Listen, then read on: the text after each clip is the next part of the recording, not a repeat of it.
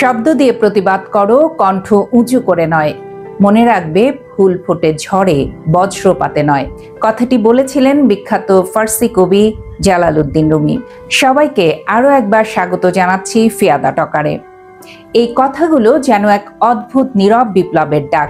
যেখানে চিৎকার নয়, সেখানে যুক্তি, অনুভব এবং সত্যের নীরব আলো ছড়িয়ে দিতে বলা হয়। শব্দ দিয়ে প্রতিবাদ আসলে নীরব শক্তির প্রকাশ। মানুষের প্রতিবাদ করার প্রক্রিয়া অনেক ধরনের হতে পারে। কেউ রাস্তায় নামেন, কেউ স্লোগান তোলেন, কেউ আবার নিজের কলমে বা কথার মাধ্যমে অন্যায়ের বিরুদ্ধে অবস্থান নেন।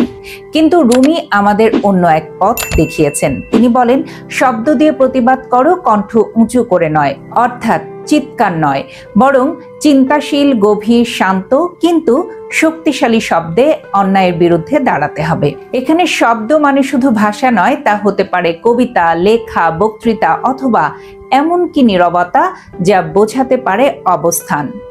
অনেক সময় তীব্র কণ্ঠস্বর মানুষের অন্তরের পরিবর্তন আনে না, বরং প্রতিবন্ধকতা তৈরি করে। কিন্তু যুক্তিসঙ্গত, মানবিক ও সংবেদনশীল শব্দ মানুষের হৃদয় স্পর্শ করতে পারে। আবার বলা হয়েছে কণ্ঠ উঁচু করে নয়। কেন? মানুষ যখন রাগে ফেটে পড়ে তখন যুক্তি পিছিয়ে যায়। উচ্চস্বরে বলা কথা অনেক সময় শোনা হয় না, বরং উপেক্ষিত হয়। কারণ চিৎকার অনেক সময় শ্রোতার মধ্যে প্রতিরোধ তৈরি করে দেয়। শান্ত কণ্ঠে বলা কথা অনেক গভীরতা নিয়ে পৌঁছে যায় হৃদয়ে। এটি শুধু ব্যক্তিগত পর্যায়ে নয়, রাষ্ট্রীয় বা সামাজিক পর্যায়েও সত্য। প্রতিবাদ যদি সহিংস হয়, যদি তা রাগ, ঘৃণা ও কণ্ঠের উচ্চতায় ভরা থাকে, তাহলে তা টিকতে পারে না। কিন্তু যদি তা শব্দের মাধ্যমে সুশৃঙ্খল ও ন্যায়নিষ্ঠ হয়, তাহলে তা মানুষের বিবেক জাগায়। ফুল ফোটে ঝড়ে নয়, বরং আলোর আদরে। রুমির দ্বিতীয় এই অংশটি যেন আরো গভীর, এর আলাদা একটা ডেপথ আছে। তিনি বলেন, মনে রাখবে, ফুল ফোটে ঝড়ে, বজ্রপাতে নয়। এখানে ঝড় বলতে তিনি বোঝাচ্ছেন সময়ের প্রবাহ, নরম বৃষ্টির মতো প্রতিবাদ, ভাবনার জোয়ার যা মাটি ভিজিয়ে দেয়।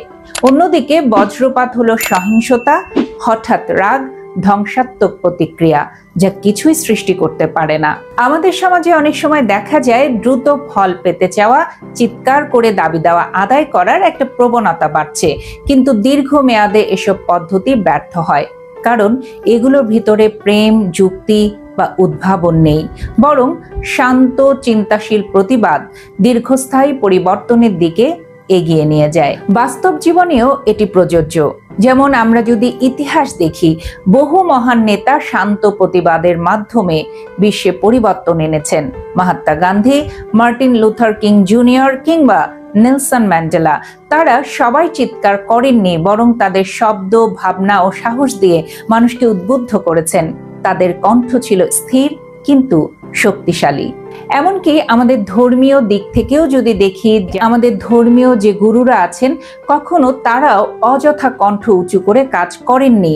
বিশেষ করে আমাদের রাসূল সাল্লাল্লাহু আলাইহি সাল্লাম, তিনি নিজে অত্যন্ত বিনয়ী ও শান্তভাবে দাওয়াত দিয়েছেন। যখন তাকে অপমান করা হয়েছে, তখনও তিনি উত্তরে শান্তি ও দয়া দেখিয়েছেন। এই দৃষ্টান্ত আমাদের শেখায়, কণ্ঠের উঁচু নয়, বরং অন্তরের দৃঢ়তাই আসল। শিক্ষা ও পারিবারিক জীবনেও এই বিষয়টির প্রয়োগ দেখা যায়।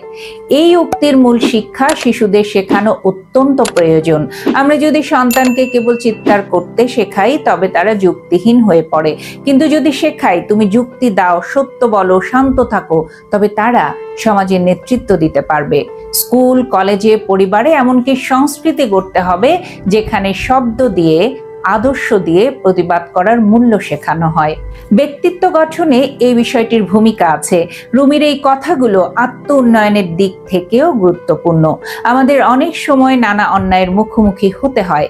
কেউ আমাদের অবমূল্যায়ন করে, কেউ আমাদের ক্ষতি করতে চায়। তখন আমরা যদি চিৎকার করি, রাগ দেখাই, তাতে পরিস্থিতি আরো খারাপ হতে পারে। কিন্তু যদি আমরা যুক্তি দিয়ে, সংযম রেখে জবাব দেই, তাহলে আমরা শুধু নিজেদের মর্যাদাই রক্ষা করি না, অন্যদের মনেও সম্মান জাগাই। সামাজিক মাধ্যমে এই শিক্ষার গুরুত্ব আছে। আজকের দিনে সোশ্যাল মিডিয়া এক বিশাল প্রতিবাদের জায়গা হয়ে উঠেছে। কিন্তু সেখানে অনেকেই কণ্ঠ উঁচু করে, মানে আক্রমণাত্মক পোস্ট, অপমানজনক ভাষা ব্যবহার করেন।